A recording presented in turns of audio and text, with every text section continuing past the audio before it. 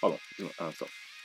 Aujourd'hui, pour parler de là, je pense que je vais être un peu plus rudimentaire. Là, je vais vous balancer des mots-clés, genre un peu musique, coup de foot d'été, adolescence, insouciant. Ouais, bref, voilà, c'est un peu tout ce qui représente cette œuvre-là. Ah, et aussi, du coup, l'évolution d'un mec introverti à un mec un peu moins, bah, juste un peu moins introverti en fait, hein. Allez, générique.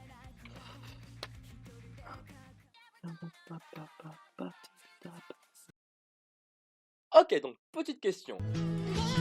I got big bank cases on a motherfucker ain't shit chain, cause I'm still getting still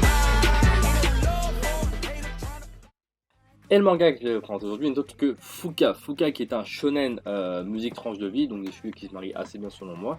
Et l'auteur a déjà sorti une autre œuvre du nom de Suzuki qui lui traite sur la mère de notre héroïne. Pas de panique, les deux sujets, les deux histoires n'ont strictement rien à voir. Il est édité par Pika, on a actuellement 15 tomes en France contre 20 au Japon et cette œuvre est déjà finie en 20 tomes. Et pour le coup, oui, on a un animé qui est disponible, je crois de 12 épisodes, mais qui déroge carrément de l'histoire principale au niveau de la fin. Ouais, il traite sur les 5 premiers tomes avec une fin qui est vraiment altérée. Alors ici, l'histoire traite sur un personnage qui est un petit peu renfermé, Yu, et qui accroît son téléphone, à Twitter notamment. Du coup, il partage un peu tout sur Twitter, voilà. C'est un peu sa manière d'interagir avec le monde. Toujours à faire la rencontre, par un hasard, il va faire la rencontre de Fuka qui lui, elle, est son exact opposé. Voilà, c'est vraiment la meuf qui est débordante de vitalité, qui court partout, qui a trop d'énergie. Et leur rencontre va se solder par, juste par le fait que elle va prendre son téléphone et l'envoyer valser à des maîtres. Ah, c'est un malentendu. En fait, elle pensait qu'il avait pris une photo d'elle pas très avantageuse, donc du coup, ça l'a énervé.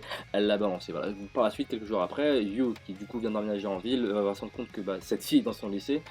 Et par la force des choses, il va être mêlé à une de ces histoires qui va du coup les rapprocher, vraiment créer un lien entre les deux. Voilà. Ah, et du coup, l'histoire va vraiment traiter sur ce lien-là, de savoir comment ils vont évoluer, chacun à leur façon.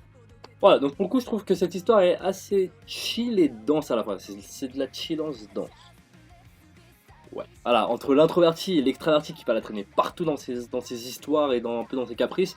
Alors, on a envie de savoir un peu comment ça va se passer, comment ça va se finir en fait à chaque fois que tous ces trucs se passent. Et on prend du plaisir du coup à tourner les pages, tourner les pages, tourner les pages jusqu'à prendre le tome suivant et le suivant et le suivant. Et voilà, on s'arrête pas. Voilà. Et surtout, je trouve qu'en fait, dès le premier tome, en fait, toutes les pièces pour apprécier l'histoire sont déjà établies. Maintenant, c'est vraiment que le développement, c'est vraiment que la progression dans les thèmes qui va mettre ce fil là qui va rassembler ces personnages. Alors pour les personnages on voit un petit peu, il y a un peu de tout et de rien et franchement c'est sacrément bien réussi. Voilà, il y a Yu, du coup le personnage principal, malgré son petit côté un peu timide et renfermé, va rapidement changer, il va évoluer, il va enfin sortir de sa bulle et nous montrer quelque chose d'intéressant. Voilà, c'est pas non plus une évolution hors norme, hein, c'est pas un truc de ouf. C'est juste en fait un adolescent qui grandit. Et ça, c'est tout ce qu'il y a de plus normal. Voilà, et à côté de ça, du coup, le set global des personnages, je le trouve vraiment intéressant. On est dans un univers de la musique, donc voilà, c'est assez marqué, voilà, qui plus est assez rock. Et pour le coup, voilà, on voit pas beaucoup de stéréotypes là-bas, de trucs hyper prononcés, ça c'est bien. Et même à côté de ça, les personnages qui sont un petit peu de passage, du coup, voilà, les petits personnages à gauche à droite, on s'attache à eux, voilà, ils donnent de l'importance, ils arrivent à nous piquer, en bien ou en mal, là. Tout dépend un peu de l'importance qu'ils ont dans le scénario. Alors concernant les dessins, franchement c'est trop top, je surkiffe. Je connais pas l'auteur, c'est la première fois que je la vois sur une de ces œuvres là, sur cette œuvre là, et franchement elle a un style vraiment génial, le contour des visages, l'éclat dans les yeux, les dessins avec une petite symbolique, enfin, c'est super travaillé, c'est beau à voir, voilà, j'ai pris du temps à le lire parce que je prends aussi du temps à regarder chacune des cases, c'est vraiment vraiment de très très beaux dessins. Voilà, donc pour conclure, je pourrais dire que ouais, Fuka c'est vraiment ici dans mon top des mangas à lire, voilà, ça que je chéris particulièrement ce style-là, mais alors celui-ci m'a vraiment vraiment marqué.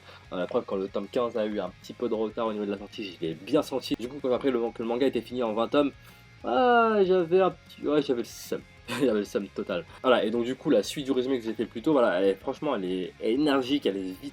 Elle est mortelle et voilà, comme je vous l'ai dit, le héros évolue, il emporte beaucoup de choses avec lui et c'est ça qu'on a envie de découvrir au fur et à mesure. Et pour le coup, là, tout n'est pas tout beau tout rose, ça se passe pas comme prévu, il y a franchement il y a des hauts et de super bas et c'est un peu ce qui rend l'œuvre un petit peu réaliste. Et voilà, moi je m'attache surtout à ce côté-là qui fait que on peut s'imaginer à leur place. Et pour finir, voilà, il faut comprendre que l'animé n'est pas forcément hyper bien réussi. Voilà, comme je dis, c'est 12 tomes avec une fin qui est un petit peu dérivée.